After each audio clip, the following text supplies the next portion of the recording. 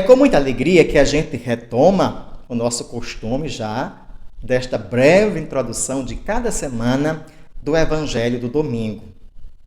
Estive bastante ocupado no mês anterior e praticamente não fiz quase nenhum comentário sobre o Evangelho. Então agora vamos retomar e eu retomo de um lugar muito especial, daqui de Juazeiro do Norte, terra do Padre Cícero. Exatamente desse estudo em que foi preparado para uma aula sobre o Padre Cícero e a imaginação coletiva.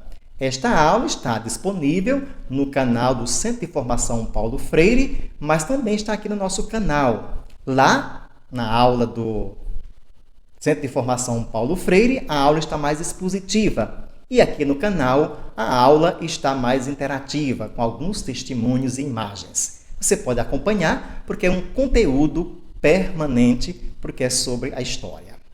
O evangelho deste sexto domingo marca o início do assim chamado Sermão da Montanha. Diferentemente de Mateus, Lucas descreve Jesus ensinando em um lugar plano, numa planície, próximo de seus discípulos e da multidão. Por quê? Não é por acaso. Para Lucas, a autoridade de Jesus se situa em outro nível. Ele é o Filho de Deus entre nós, se iguala a nós. Para Lucas, descer a montanha significa se colocar próximo dos ouvintes e no mesmo nível deles. Na concepção deste evangelista, os bem-aventurados, as bem-aventuradas, são aquelas categorias de pessoas capazes de acolher e seguir Jesus durante seu ministério. Viver segundo os seus ensinamentos e se deixar tocar pelas suas ações libertadoras. No Evangelho segundo Lucas, as bem-aventuranças são proclamadas logo após o chamado dos primeiros discípulos.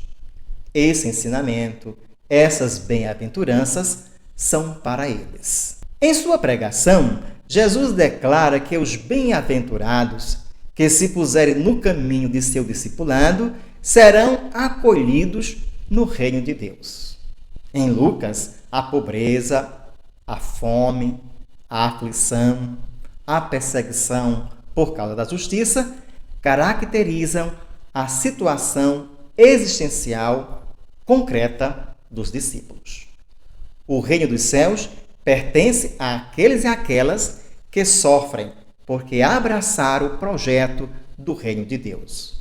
Por isso serão saciados, consolados e acolhidos pelo próprio Deus. Eles são os verdadeiros destinatários da bênção divina. A recompensa será grande para todos os que sofrem por testemunhar a fé em Jesus Cristo e no seu reino. Somente o relato de Lucas apresenta as expressões ai de vós, que são o oposto das bem-aventuranças. Os que não serão abençoados são todas as categorias de pessoas que se opõem à missão de Jesus e perseguem seus discípulos. Há quem diga que a expressão bem-aventurados poderia ser traduzida como se coloquem em marcha. Em vez de bem-aventurados os pobres, ficaria assim: se coloquem em marcha os pobres, se coloquem em marcha os que passam fome, se coloquem em marcha os que sofrem injustiça. Dá uma ideia de caminho, dá uma ideia de movimento. Deus, para doar a nós, acolhe muitas vezes caminhos impensáveis, talvez dos nossos limites, das nossas lágrimas, das nossas derrotas. Podemos estar certos, porém, de que as bem-aventuranças nos conduzem em marcha sempre à alegria. As bem-aventuranças são o caminho para alcançar a alegria. Isto é, se o Evangelho é para nós uma fonte de alegria. Desejo para você e sua comunidade uma boa Páscoa semanal. Se coloque em marcha.